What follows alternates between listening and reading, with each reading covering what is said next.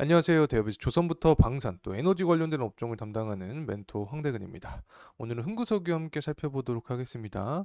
금일도 전일과 마찬가지로 장 초반에 좀 약세 분위기를 보여주고 있다. 자, 이렇게 말씀을 드릴 수 있을 것 같은데, 제가 항상 원유 관련된 종목들은 특징이 있다라고 설명을 드렸습니다. 특히 시장과 비교를 했을 때 시장과는 좀 디커플링 되는 현상을 보여준다. 자, 이렇게 표현할 수 있습니다. 현재 코스피 코스닥을 봤을 때 장 초반에 주가가 그래도 상승하는 모습을 보여주고 있기 때문에 이와 디커플링 현상으로 흥구석유의 주가는 하락을 해주고 있다. 자, 이렇게 볼 수 있겠죠. 그리고 전일 유가의 흐름세를 봤을 때도 한 0.4%가량 소폭 하락을 해 주었습니다. 그렇기 때문에 흥구석유가 장 초반에 이렇게 약세 분위기를 보여주고 있는 상황이다라고 요약해서 말씀을 드릴 수 있을 것 같습니다. 어쨌든 전일의 급락 현상이 나와 주었고 오늘도 역시 하락을 해주고 있는 상황이기 때문에 이제 정말 흥구석유가 끝난 것인가라는 의문이 가시는 분들도 계실 거라고 생각을 하고 있습니다. 하지만 제가 지난 영상들을 통해서도 계속해서 설명을 드렸던 부분이 있었죠.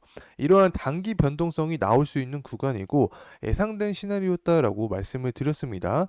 이 부분이 현재 유효하게 작용하고 있는 상황이고 이 국제 정세를 봤을 때는 아직까지 리스크적인 측면이 계속해서 남아있는 상태이기 때문에 주가 상승 모멘텀은 한 번 더 남아있는 상황이다라고도 설명을 드릴 수 있을 것 같습니다. 이러한 실현 가능 기간은 또 언제가 될 수 있을지 금일 영상을 통해서 모조리 얘기를 해드릴 예정에 있으니까 구독과 좋아요 꼭 부탁드리고 영상 끝까지 시청해주시면 감사하겠습니다. 자, 우선은 제가 지금까지 계속해서 유가적인 측면을 강조드렸던 이유가 있었죠. 이 파란색 선이 유가고 보라색 선이 흥구석유의 주가인데 유가가 하락할 때는 흥구석유 주가도 하락하는 경향이 있었습니다. 또 유가가 상승할 때는 흥구석유 주가도 상승해주는 경향이 있었고 하락할 때는 하락하는 경향이 있었다. 최근 들어서는 이 부분이 조금 더 극적으로 반영이 되는 경향이 있었죠. 그래서 여기서 우리가 추가적으로 생각을 할 수 있는 부분은 유가 플러스 바로 전쟁에 대한 부분이 부각될 때 흥구석유가 가장 큰 수혜를 입을 수 있다 이렇게 볼 수 있습니다. 그러면 이 전쟁에 대한 리스크가 앞으로 얼마나 더 나올 수 있는지 이 부분이 포인트가 될 수 있겠죠. 금일 영상을 통해서 말씀을 드릴 예정에 있습니다. 꼭 끝까지 시청해 주시면 감사하겠습니다. 자, 어쨌든 유가와 흥구석유 주가가 상관관계가 있다. 이 부분을 파악을 해봤고 전일 같은 경우에는 유가가 소폭 하락을 했다라고 설명을 드렸습니다. 최근에 23년 하반기부터 지금까지의 큰 모습을 봤을 때는 계속해서 상승을 해주는 모습이지만 이 3거래일 정도 하락을 해주고 있는 모습입니다. 자, 이러한 배경에는 다양한 이유가 존재를 할 수 있겠죠.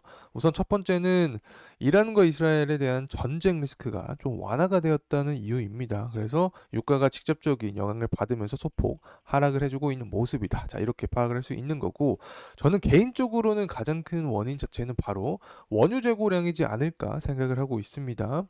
지난 4월 17일도 마찬가지로 예측치보다 높은 모습을 보여주었습니다. 사실 미국이 원유를 가장 많이 갖고 있는 국가라고도 표현할 수 있겠죠. 그래서 이 미국의 원유 재고량이 증가하면 할수록 공급량 자체가 늘어나니까 당연히 유가는 하락에 대한 모멘텀을 받을 수 있는 거다. 자, 이렇게 표현할 수 있겠죠. 그래서 4월 24일 날, 내일이죠. 내일 또 원유 재고량이 나오게 됩니다. 그래서 이 원유 재고량 자체가 예측치보다 실제가 더 높게 나와준다라고 하면은 이 부분에 있어서 단기적으로 하방 모멘텀을 받을 수 있다. 그래서 예상치보다 높게 나올 것이 아닌가라는 그러한 전망치 자체가 선반영이 되고 있는 구간이다. 자, 이렇게 표현할 수 있습니다. 자, 어쨌든 이 원유 재고량이 증가를 하면서 공급량이 증가를 하니까 일시적으로 하락 모멘텀을 받을 수 있는 건데 이 전쟁에 대한 부분을 고려를 해보게 되면 아직까지 리스크가 계속해서 이어지고 있습니다. 이란 외무도 어떤 이야기를 하고 있냐면 이스라엘이 또 실수하면 혹독한 보복을 할 것이다 라는 이야기가 나와주고 있습니다. 이스라엘 같은 경우에는 지금까지의 경향을 봤을 때 미국을 믿고 계속해서 좀 공격하는 그런 모습을 보여줬기 때문에 이란 입장에서도 만약에 이 부분이 다시 한번 가셔야 된다고 하면은 보복성 이슈가 조금 더 강하게 나올 수 있지 않을까 생각을 하고 있습니다. 그래서 이 부분에 의해서 흥구석유가 직접적인 영향을 받을 수 있다는 점 말씀을 드립니다. 어쨌든 대선이 남아 있습니다. 11월 대통령 선거가 있고 전에 7월부터 8월까지 전당대회가 있다라고 설명을 드렸었죠. 그래서 현재 지지율 싸움을 할 확률이 굉장히 높은 상황이고, 이러한 상황에서는 당연히 가장 직접적이고 효과적인 방법이 전쟁 리스크를 부각하는 것이다라고 설명을 드렸습니다. 그래서 앞으로 7월, 8월 전에 이 전쟁 리스크가 한 번 더 부각될 확률이 높게 되고, 이로 인해서 한구석유 주가도 이 상방에 대한 모멘텀을 받을 확률이 높다, 이렇게 말씀을 드립니다. 이 부분은 이제 제가 세계 지도를 통해서 이 설명을 드렸던 부분이죠. 이스라엘이 먼저 이 시리아에 있는 이란 영사관을 공격을 해주면서 이란도 마찬가지로 보복성 공격을 이어주고 있는 상황이다. 자, 이렇게 볼 수 있는 거고, 전쟁 리스크가 제가 말씀드렸던 대로 대선을 앞두고 장기화될 확률이 높다. 그렇게 되면 이란 옆에 이라크나 쿠웨이트 같이 이 대표적인 산유 국가가 존재하고 있기 때문에 원유 공급에는 차질이 생길 수밖에 없게 됩니다. 중장기적으로 봤을 때. 그렇게 되면 결과적으로 유가는 상승할 수 있게 되고, 추가적으로 한 개 더 설명을 드릴 점이 바로 이 호르무 취업이라고 설명을 드렸습니다. 지금까지 뭐 유가가 상승할 때 이 대표적인 원유 관련된 종목들이 상승을 했지만, 그 이후에 수급적인 측면에서 고려를 했을 때 해운주로 이동을 할 수 있다라고 설명을 드렸습니다. 이 전쟁에 대한 리스크가 이 시장이 내면이 생겼다고 설명을 드릴 수 있겠죠. 다시 말하면 이제 더 이상 이러한 리스크 자체로는 유가 관련된 종목들이 움직이지 않으니까 이 수급 자체가 해운주로 이동할 수 있는데, 이러한 근거는 이제 호르무 취업을 봉쇄하겠다라는 이슈가 나오게 되면 해운주에 대해서 주가 상승 모멘텀이 나올 수 있다는 점 추가적으로 말씀을 드립니다. 자, 이제는 미국이 또 베네수엘라를 제재하겠다라는 기사 내용인데, 지금까지도 제가 계속 공급적인 측면을 강조드렸죠. 그만큼 유가의 가격 형성 원리에서는 공급자가 굉장히 중요합니다. 특히 미국 같은 경우에는 뭐 패권을 잡고 있기 때문에 미국의 발언이나 향후 제재에 따라서 유가도 굉장히 큰 폭으로 변동성을 보여줄 수 있는 부분인데, 이 미국이 베네수엘라에 대한 석유를 제재하겠다라는 이슈가 나와주고 있습니다. 뭐 베네수엘라가 이란만큼 큰 산유국은 아닐지라도 어쨌든 공급을 제한하게 된다라고 하면은 유가 상승 모멘텀이 계속해서 이어질 수 있는 거죠. 그래서 이 부분도 추가적으로 유가의 상승 모멘텀, 그리고 흥구석유 주가 상승 모멘텀으로 남아있는 상황이다. 자, 이렇게 말씀을 드립니다. 자, 이제 수요적인 측면입니다. 이 PMI 지표인데 제조업 지표죠.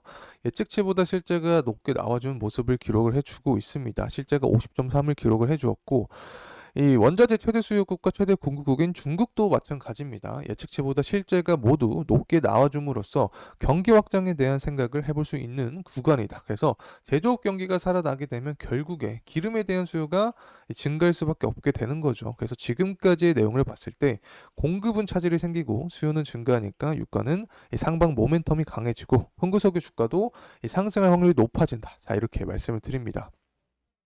하지만 이러한 상황에서도 리스크적인 측면은 우리가 챙겨가야 됩니다. 항상 유가가 이렇게 상승할 때 뭐 원유 관련된 종목들도 주가가 고공행진하는 모습을 보여줬지만, 유류세를 인하한다라는 이야기가 나와줬을 때는 모두 주가가 하락한 계기가 있습니다. 하락한 이 사건들이 존재를 합니다. 그렇기 때문에 앞으로 이 유류세에 대한 향방을 우리가 생각을 해봐야 된다. 그리고 이 부분은 제가 추 영상들을 통해서 계속해서 풀어드릴 예정에 있으니까 꼭 구독과 좋아요 한 번씩 부탁드리겠습니다. 어쨌든 전쟁 리스크가 더 가시화되면 될수록 유류세에 대한 이 이슈 자체를 무마시킬 확률이 높습니다. 그래서 이 부분도 우리가 추후에 계속해서 추적을 해야 된다라는 점 말씀드립니다. 자, 이제 가격적인 측면 살펴보도록 하겠습니다. 흥구석유 같은 경우에 지금까지 굉장히 이 다이나믹한 가격 구간을 계속해서 형성해 주었습니다. 어떻게 보면 이 패턴성이라고도 보이는 상황이다라고 말씀을 드릴 수 있을 것 같은데, 지금까지 유가가 상승했을 때에도 주가가 상승을 했었고, 그리고 또 전쟁에 대한 리스크가 강화될 때 흥구석유가 가장 큰 이슈를 받았다, 이렇게 말씀을 드릴 수 있습니다. 그래서 현재 같은 구간은 뭐 전쟁 리스크가 다소 완화되고 있고 유가도 소폭 하락하는 모습을 보여주고 있기 때문에 주봉의 5일선 구간에서 닿아 있는 모습을 보여주고 있습니다. 가장 베스트 시나리오 자체는 5일선에서 재차 지지를 받아주면서 주가가 상승해주는 모습을 기대해 볼 수 있겠죠. 하지만 만약에 5일선을 이탈해 준다라고 하면은 11선 구간에서는 지지를 받아줘야 된다라는 점 다시 한번 말씀을 드립니다. 자, 이렇게 주가가 지금까지 뭐 조정폭에 대한 이야기를 말씀을 드렸다면 앞으로 주가 상승 모멘텀은 또 언제 나올 수 있을까? 이 부분을 살펴봐야 되는데 결국에는 이전에 설명드렸던 부분과 일맥상통합니다. 현재 바이든과 트럼프 지지율을 보게 되면 바이든이 51%, 트럼프가 48%인 만큼 지지율 싸움이 굉장히 한창인 상황입니다. 이런 상황에서 가장 효율적인 방법이 전쟁 리스크를 부각시키는 것이다라고 설명을 드렸었죠. 그래서 전쟁 리스크를 부각하면 할수록 대선 앞두고 이런 기사가 나올수록 홍구석의 주가는 상승 모멘텀을 받을 확률이 높아진다. 자, 이렇게 말씀을 드립니다. 자, 이상으로 홍구석에 대한 주가 상승 모멘텀까지 설명을 드렸는데 이번 시간이 도움이 되셨다면 구독과 좋아요 부탁드리겠습니다. 끝까지 시청해 주셔서 감사합니다.